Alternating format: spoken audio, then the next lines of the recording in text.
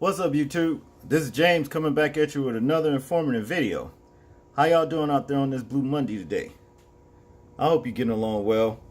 For a lot of y'all, I'm sure y'all day probably will be over with by the time you see my video and you'll be somewhere kicking back. So, good for y'all. But me, my day will just be starting. Well, here's his brother right here, Errol Spence Jr. brutally schooled Mikey Garcia in the sweet science. For those of you that's wondering what the sweet science is, that's boxing. Okay. Now, Mikey Garcia, which is this man right here. Okay. Now, he's been on a hit list. He had a little hit list for a minute. And I think a lot of that was perpetuated by his two victories over Robert Easter. Well, one victory over Robert Easter, and Andre Broner. Okay, so he figured he'd add Errol Spence to his hit list, because he figured just because he beat those guys that he can beat Errol Spence. Now, a lot of us knew that's in the boxing knew that wasn't going to happen, you know what I mean? But there was a lot of, hopeful people that just figured that it would. But on Saturday, dreams was crushed. Crushed.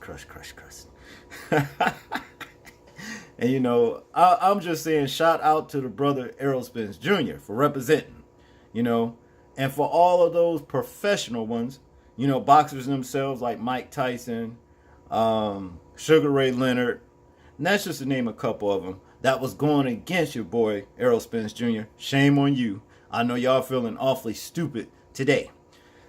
Okay, let's get into the story.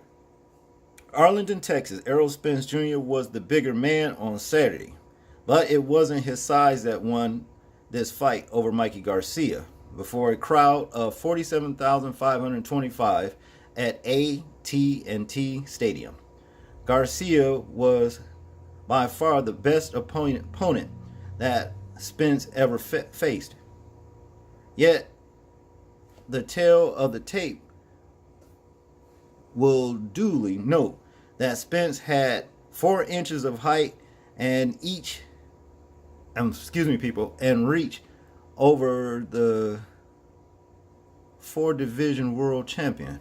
Okay. All right. Well, when you get into that, you want to talk about, Spence had, 4 inches of height and reach on the 4-division world champion. That don't make any difference. We talking about skill right here. Skill is what wins the fight.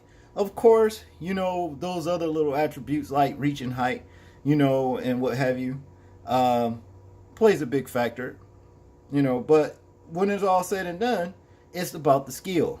That's the reason why boxing is called the sweet science, Anyone, though, who thinks this was simply the case of a bigger man using his size to impose his will is wrong. Dead wrong. But okay, when you look at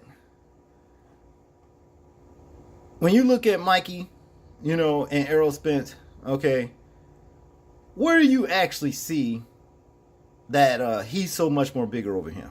I just don't see it. He's more fitter looking, of course. He is more, when it comes to definition and all that kind of stuff, he's just fitter looking, than Mikey. But far as size and all that stuff go, I mean, that ain't doing it. Okay, yeah, size was a factor because Spence used a brilliant jab that he mixed up and used repeatedly to control the distance.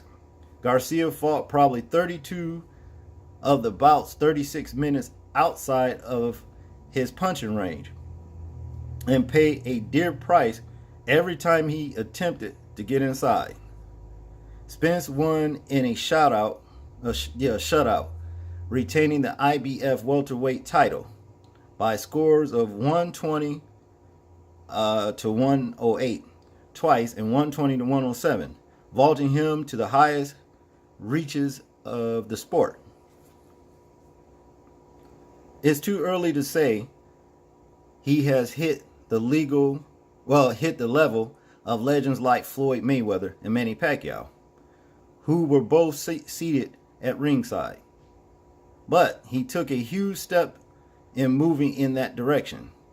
The reason he's not there yet is that his opposition has generally been second rate. Well, if he keeps winning like he is, I can assure you, yeah, he may even surpass them. He may even surpass them, you know. So you can look for that to happen. Garcia is by far the best opponent of his career, and he made this event by noting he'd seen something in Spence and called him out. He was moving up from lightweight to do it and simply didn't have the reach or the quickness to do what he needed. Okay, like for example, the difference in the training that I seen when they was doing it. Okay, I seen Mikey doing a lot of explosive, exercising and stuff like that. A lot of jumping and a lot of strength training and stuff like that. You know what I mean? Plyometrics, if you will. He did a lot of plyometric work from what I could see every time I seen him do it, and that's cool, But when you look over at Errol Spence, from what all they that I seen that they showed in his training was sparring, a lot of focus mitt training, and skipping rope. That's the only thing basically that I seen Errol Spence do. That's basically it. So maybe maybe he need to probably just practice more on the skill of boxing, man. More so than the like just always, like the strength training and all that kind of stuff. See, when you practice on the skill of boxing, you go back to the old school ways of doing it. See, okay, Garcia is by far the best opponent of his career, and he made this event by, okay, we did that one right there. Sorry about that. Okay, Spence never let Garcia change the distance, and it was a wipeout as a result. Spence landed 345 of his 1,082 punches. Man, that's a lot of punches. Many of them clean, hard shots to the head. Garcia landed 75 of 406 shots. Throughout training camp, a lot of commentators thought he was too smart and I couldn't box as well as him, Spence said. I showed I can box and I can move my head if I want to. The game is to be smart. It's the sweet science. That's what it is. I had the size and reach advantage, so why not use it to take away the jab? It's a weapon for me, and it takes away one of his weapons. Man, I'm telling you, he could not. I'm telling you, Mikey right here, this is what it was right here. He couldn't get in. And he wasn't fast enough to get in either. So see all that plyometric training, it really didn't do him any good at all. See, promoter Richard Schaefer was correct when he said it was Spence's boxing skills which dictated the outcome. The conventional wisdom was if Spence were to win, he'd impose his size and strength upon Garcia. While Spence stung Garcia numerous times, he didn't necessarily go for the home run at any point. Garcia was stuck on the outside eating Spence's fist. Spence's fist. Yeah, I saw it, man. Spence, boy, he dominated the whole entire fight, as far as I'm concerned. I think it was an issue, Schaefer said of Spence's reach. I think it was more so an issue than the weight. But I think the reach was a problem for Garcia. We saw tonight how technically sound Errol Spence is as well. He has a beautiful style and can do anything. His punches, The combinations, the ring, generalship, everything was amazing. This is important in my opinion. He didn't win that fight tonight because of his size or his power. He won this fight tonight because of his skills. Schaefer regularly referred to Spence as the #1 pound-for-pound fighter in the world at the post-fight news conference, and while it's not an outrageous opinion, WBO welterweight champion Terence Crawford is also in the race, as is WBA lightweight champion Vasily Lomachenko. That's his name, Vasily Lomachenko. Well, now, yeah, those are going to be some real tough opponents, man, for Errol to face. You know, I haven't really checked Lomachenko out, but I heard, a lot about him. But I know Terence Crawford, he ain't no joke. So that is going to be the fight of the century right there, if and when it ever happens, Okay. If Manny Pacquiao's next for Errol Spence Jr. Is he? Okay, yeah. Sadly, we're about to see a rerun of the dragged out negotiations between Manny Pacquiao and Floyd Mayweather, who first spoke about fighting in 2009, but didn't get into the ring with each other until 2015. Pacquiao climbed into the ring on Saturday and showed some interest in fighting Spence next. Asked if he'd do it, he didn't jump in at the chance, but nor did he decline. He said he would. He said, yeah, if they can make it happen. Yes, why not? Pacquiao said of fighting Spence, "We'll give the fans a good fight." I thought Pacquiao was supposed to retire, man. I thought sure he was supposed to retire. Because he's got a lot going, because I think he's either a senator or a mayor or something like that of his country. Well, in his home country, wherever that is over there, Philippines or something like that. But far the more intriguing fight, and the one that would likely decide the sport's best fighter, is Spence against Crawford. Yeah, I'd rather see that one.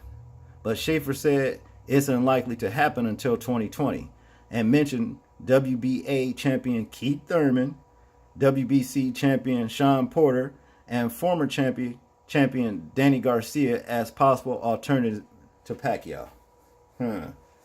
Spence Crawford isn't necessarily a huge pay-per-view fight yet. And the fact that Spence fights for the premier boxing champions and Crawford is with top rank is the biggest issue.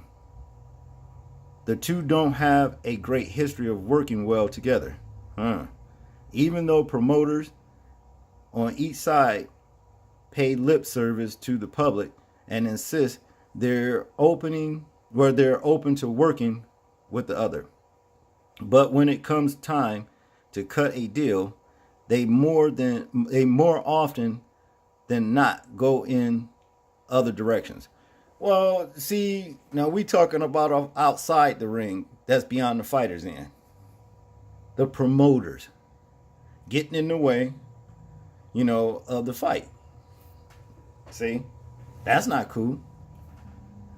That's going to be a story for the rest of 2019 until they quit battling and do what is best for the fighters and for the sport. It's going to continue.